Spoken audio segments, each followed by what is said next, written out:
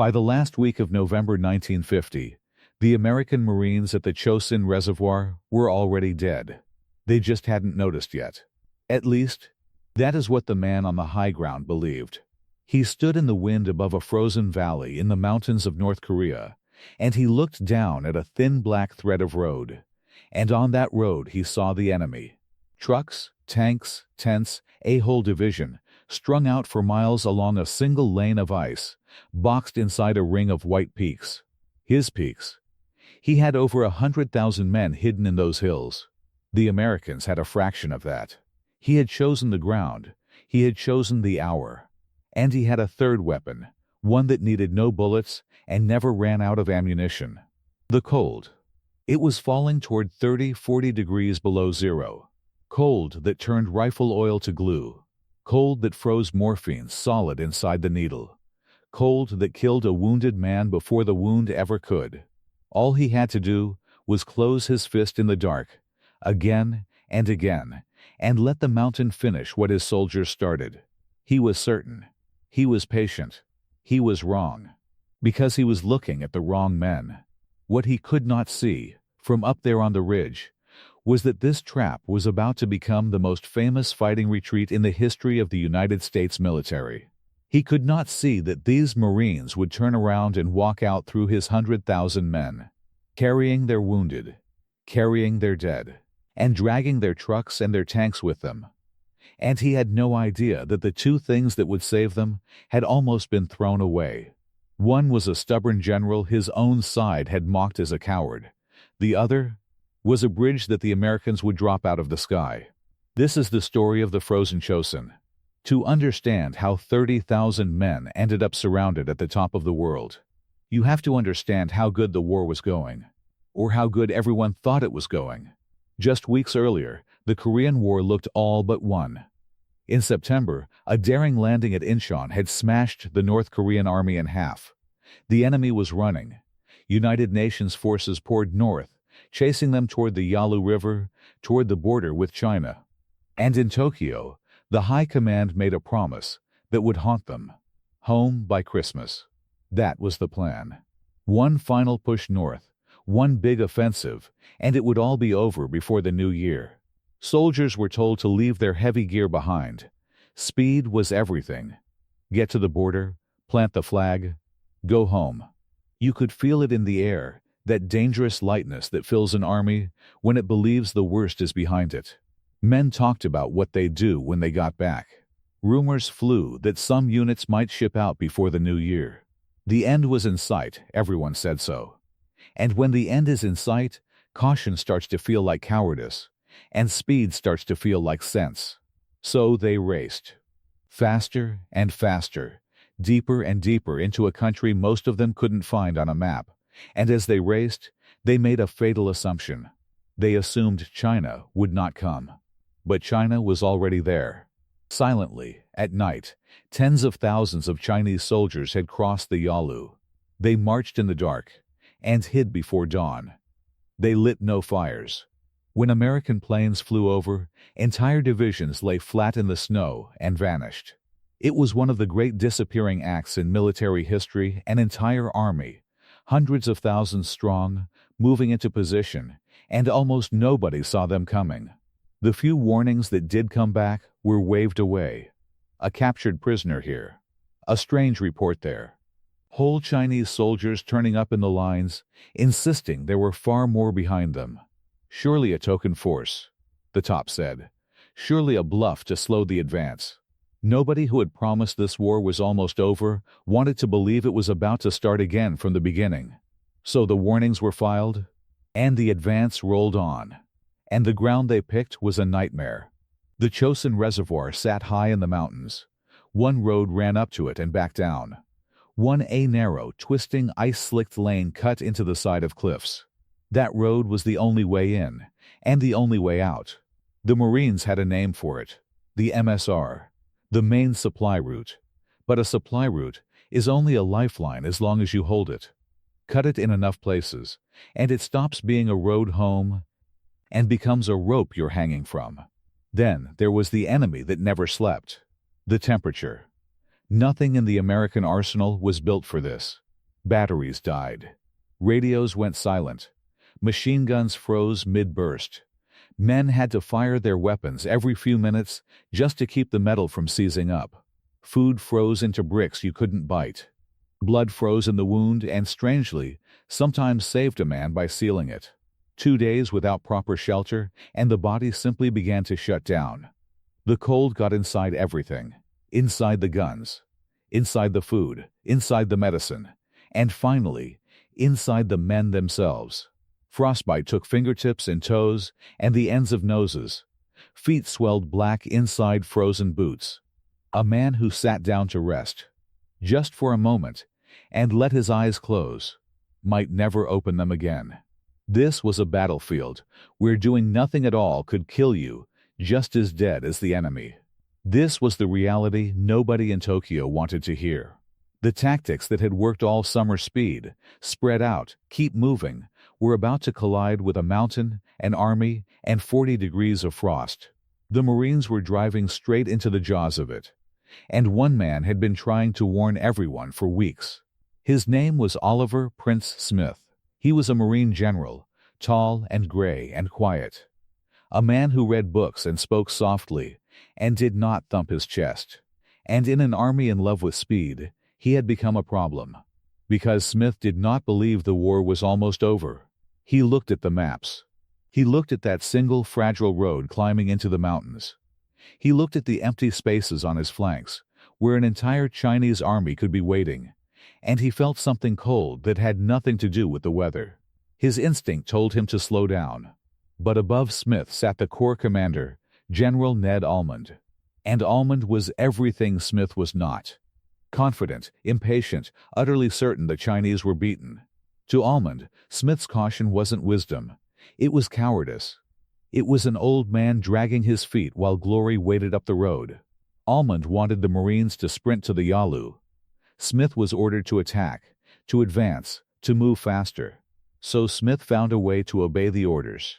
While quietly refusing to die by them, he couldn't stop the advance. But he could control the pace of his own Marines. He slowed them, tightened them up, kept them close instead of letting them scatter across the mountains the way the plan demanded. And he did something that looked, to an impatient man, like a waste of precious time. He built, at a miserable little crossroads village called Hagaru-ri, roughly in the middle of that long road, Smith ordered his engineers to carve an airstrip out of the frozen earth. In brutal cold, under the eyes of an enemy who could see them, men hacked and blasted a runway into ground as hard as concrete. Almond's staff didn't understand why. The Chinese were fleeing, weren't they? Why build a fortress in the middle of a victory parade? Smith also stockpiled ammunition, food, fuel. He fought to keep supplies flowing up that road, and to pile them at his key positions, as if he expected to be there a long time, as if he expected to be cut off. He was building himself an anchor and a back door before the storm hit, and he was mocked for it. Even some of his own men didn't understand at first. To a young Marine freezing on that mountain, all this digging and stockpiling and slow, deliberate movement felt like a general who was too careful, too cautious, too worried about ghosts. They were supposed to be winning. Why did their commander act like a man expecting the roof to cave in? In a matter of days, every one of them would understand. In a matter of days, they would owe him their lives. He wasn't alone in that gray fellowship of stubborn men. Further down the road, at a place called Koto-ri, sat one of the most famous fighting Marines who ever lived, Colonel Louis Puller, Chesty Puller, a man made of gristle and gunpowder, who had spent his life in the world's ugliest fights and had a talent for saying the exact right thing at the worst possible moment. When the trap finally snapped shut, and word spread that the Chinese were in front of them, behind them, and on both flanks, Puller reportedly just looked at his men and said it plainly: "We're surrounded. That simplifies our problem. Now we can shoot in any direction." That was the spirit Smith needed, because everything he had quietly prepared for the airstrip, the supply dumps, the tight formations, the anchor points along the road was about to be tested in a single, screaming, freezing week. On the night of November 27th, the mountain came alive. They came out of the dark, and they came by the thousands. There was no artillery barrage first, no warning rumble, just sound. Bugles, whistles, shepherds' horns blaring in the black, echoing off the peaks from every direction at once, so a man couldn't tell where the enemy was, only that they were everywhere. Then, shapes pouring down the slopes into the American lines, wave after wave, right into the muzzles of the guns. At Yudam-ni, the farthest Marine position, the fighting was hand-to-hand within minutes. Foxholes were overrun and retaken, and overrun again. And all the while, the two enemies, the Chinese and the cold, worked together.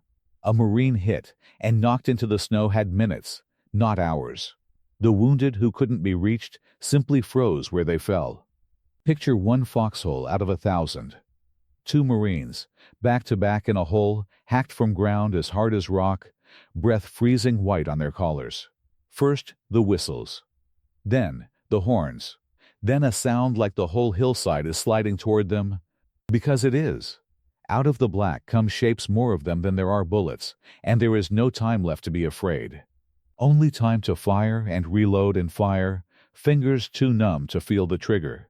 The barrel glowing red in the dark, the snow in front of the hole filling up with the fallen. And still they come. That was not one night. That was every night. It should have broken them. By every rule of war, a surrounded force, outnumbered many times over, cut off and killing cold, is a force that surrenders or dies. The Marines did neither. And here is the part the man on the ridge never expected. The terror he was trying to create began to flow the other way. Smith's tight formations held.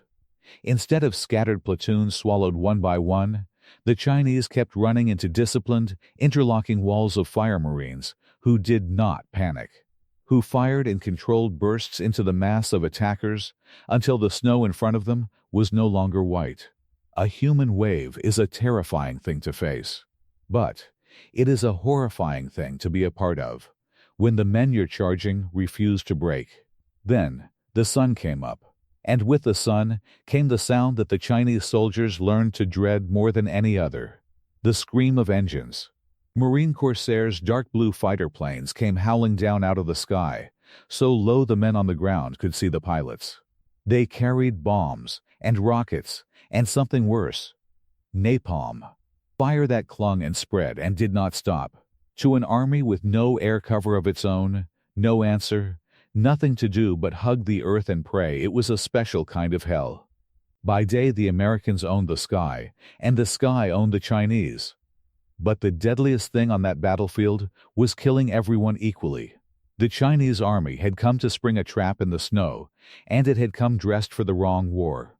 Thin uniforms, canvas shoes, almost no shelter, because shelter meant fires, and fires meant American planes. Night after night in that cold, without proper cover, the mountain began to collect its payment. And it was catastrophic. Whole units froze. Not figuratively. Marines advancing later found Chinese soldiers still in their fighting positions, rifles up, fingers on triggers, eyes open dead where they crouched, frozen solid into statues of ice. The men who found them called them exactly that. Ice sculptures. Entire squads, entire companies, erased not by a bullet but by a night. Rumors spread through the Chinese ranks. Rumors of a division that would not die, of Marines who fought like they had nothing to lose, of fire falling from the sky. And the cold kept whittling them down, until some Chinese divisions that had swaggered into these hills at full strength were, within days, barely able to hold a rifle. For the men sent to spring the perfect trap, the whole world had turned upside down. They had been promised a quick, glorious victory over a beaten enemy. Instead, they were freezing in the dark, watching fire fall out of the sky, hurling themselves against a wall that would not break, while their own strength drained away. One frozen night at a time. Discipline is easy when you're winning. It is a very different thing when the mountain is eating your army, and the men you're charging simply refuse to die. The trap was still closed. The Americans were still surrounded, still deep in the mountains, still 100 miles from the sea.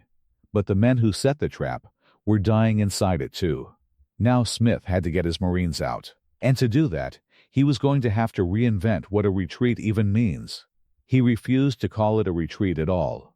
When a reporter asked General Smith if his Marines were retreating, the answer became legend. Retreat? Hell, we're not retreating. We're just attacking in a different direction. It sounds like bravado. It was actually a plan. Because Smith understood something that arrogance always forgets, the only way out was through. There was no rescue coming over the mountains, no easy road. To reach the sea, his men would have to fight their way down that same narrow lane they'd come up through, the same passes, the same ambushes, the same 100,000 enemy. They would attack south, toward home. And it would be brutal, methodical work. To move the column even an inch down that road, Marines first had to climb off it up into the frozen hills on both sides and take the high ground away from the enemy, ridge by ridge, so the trucks below could crawl forward without being shot to pieces from above. Clear a hill. Move the column. Clear the next hill. Move again. Every single mile of that road home had to be bought and paid for, and then bought all over again. But there was a problem so big it should have ended the whole story. The enemy had thought of the road too. South of Hagaru-ri, the MSR crossed a place called Funchilin Pass. And at the pass, the road ran over a deep gorge, a gap, where water came rushing out of pipes from the mountains, spanned by a single bridge. That bridge was the cork in the bottle. Below it was a drop of more than 1,000 feet. There was no way around. If you couldn't cross that gap, then every truck, every artillery piece, every tank, and every wounded man riding on them was finished. And the Chinese blew it. They destroyed the bridge, opening a gap in the road over open air. Think about what that meant. Thousands of men could still, maybe, climb across on foot. But all their heavy equipment, the vehicles carrying the wounded who could no longer walk, the guns that had kept them alive, would be trapped on the wrong side of a canyon in enemy territory. Leave it, and you leave the wounded. It was, on paper, checkmate. So the Americans did something that had never really been done before. They decided to fly in a bridge, not carry it, not build it from timber, fly it. Massive steel bridge sections, each one weighing well over a ton, would be loaded into cargo planes, flown over the pass, and dropped by parachute to the Marines waiting below. Then, the engineers would grab the pieces out of the snow, haul them to the edge of the gorge, and bolt a road back together, over 1,000-foot drop, in the cold, under fire. If you had said this out loud a month earlier, men would have laughed you out of the room. Drop a bridge from an airplane? Onto a mountain? Onto a landing zone the size of a few tennis courts, surrounded by the enemy. And expect it to survive the fall in one usable piece?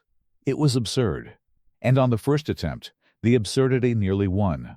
Some of the sections were lost. One drifted into ground held by the enemy. Another slammed into the frozen earth and was damaged beyond use. If they had dropped exactly the number they needed, the gap in the road would have stayed a grave.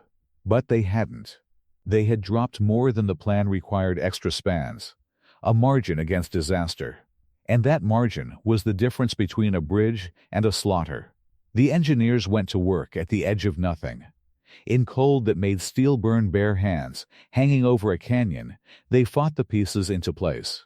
When the spans didn't quite fit the gap, they improvised, packing and shimming and cursing until, at last, a road existed again where there had been only air. Then came the worst part: trusting it. One by one, trucks and tanks crept out onto a bridge that had fallen out of an airplane only hours before, over a drop that would swallow them whole and never give them back. Drivers eased forward inch by inch, engines straining in the cold. Everyone on that mountain holding their breath, waiting to hear steel tear. It held. Vehicle after vehicle, weight after weight, it held.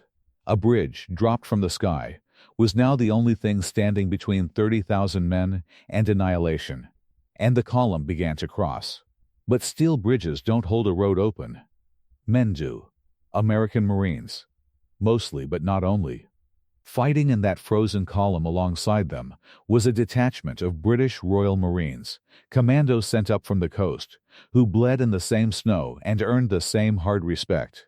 This was not one nation's ordeal. It belonged to everyone who walked that road. And to see the true price of this breakout and the true cost of arrogance, you have to look at two very different places on that frozen map. The first is a bare, wind-scoured knob of ground the Marines called Fox Hill, guarding a high mountain pass named Toktong. Holding it was a single company, Fox Company. A couple hundred men, no more. Their job was to keep that pass open, because if it closed, the Marines fighting their way back from Yudam-ni would be sealed off forever. And the Chinese knew it. So they came for Fox Company again and again, night after night, in the worst of the cold. The Marines died in their holes and kept fighting from them. Their commander was shot through the leg, refused to be carried off, and directed the defense flat on his back in the snow. For 5 days and 5 nights, that one company held that one hill. They held it wounded, frostbitten, running low on everything but stubbornness. When relief finally reached them, Marines who had marched all night over the frozen ridgelines, off the road, through the enemy, just to get to them, a large part of Fox Company was dead or hurt. But the pass was still open. The lifeline was still uncut. A couple hundred men had refused to move, and by refusing, they kept a whole division alive. That is what preparation and cohesion and stubborn courage could do. Now look at the other side of the reservoir. And look at what arrogance did instead. East of the water, another force had been pushed forward, not Marines, but army soldiers, rushed up in a hurry to satisfy the demand to keep advancing. They were good men. But they had been fed into the mountains piecemeal, spread thin, without the anchor points and the stockpiles and the tight lines that Smith had fought so hard to build. They were set up to move fast in a war everyone insisted was already won. Then, the same trap closed on them. There is a story from those days that says everything. Before the disaster, the Corps commander himself had flown up to visit that eastern force. Standing there, in the very shadow of the coming catastrophe, he waved off the danger. The enemy in front of them, he said, were nothing, just the remnants of a broken army, fleeing north. He handed out medals on the spot, as if the fight were a formality. And it said that one officer, given a medal by the very man whose confidence had helped strand him, waited until the general's plane was gone, and threw it into the snow. Because that officer already knew the truth the general refused to see. Cut off, poorly supported, hammered from all sides. That eastern force was slowly destroyed. When the survivors finally tried to break out, their column was ambushed on the road and torn apart. Their commander was killed leading the way. Of the thousands who had gone up, only a fraction made it back, many of them staggering across the frozen surface of the reservoir itself, wounded men crawling over the ice toward the Marine lines, toward the fortress Smith had built at Hagaru-ri. Some of them fell through, where the ice ran thin.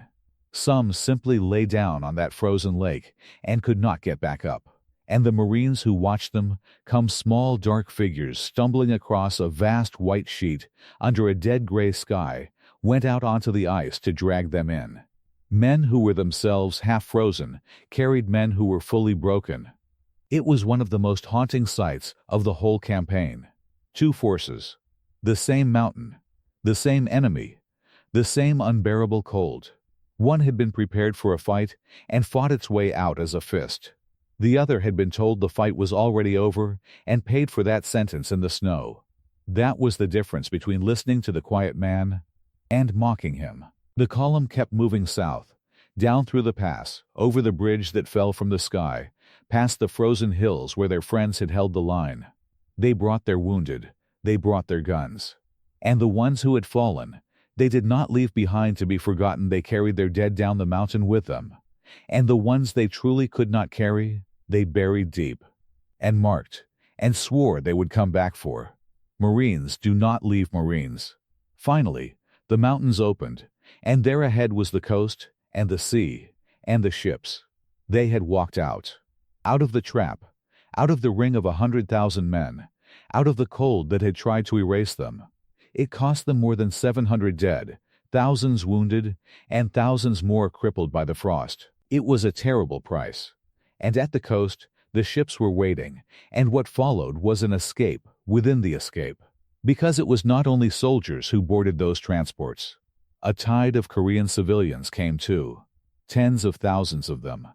Desperate families who had fled the fighting and refused to be left behind on that freezing shore. One cargo ship built to carry a few dozen crew packed some 14,000 refugees into its holds and sailed every one of them to safety without losing a single soul. They called it the Ship of Miracles. Around Christmas, the last men pulled out, the harbor was blown to rubble behind them, and the mountains finally fell silent. But turn now, one last time, to the man on the ridge. The commander who, at the end of November, had looked down at that thin black thread of road and seen a division of dead men who simply hadn't noticed yet. By the time it was over, his own army group was shattered. Not merely bloodied broken. Whole divisions had been bled white and frozen into uselessness, taken out of the war for months to come. The tens of thousands he had sent into those hills to build an American graveyard had themselves been swallowed by it. He is said to have offered to resign in the aftermath, so complete was the failure to close the trap. He had chosen the ground, and the hour, and the cold. He had built, in that frozen valley, what he was certain would be a tomb. He was right about one thing. It did become a tomb, just not the one he planned. For 30 seconds, on a ridge above a frozen valley, one man had looked down and been absolutely certain he was watching dead men walk. He had the numbers. He had the mountains. He had the cold on his side. He just didn't know that some of those men had been called cowards for slowing down. He didn't know they had hidden an airstrip and a bridge and 100 small stubborn preparations up their sleeves. And he could never have imagined that when he sprang his perfect trap, the Marines would simply turn around, look at the impossible road home, and start attacking in a different direction. They walked out of his trap, and they walked out carrying their dead.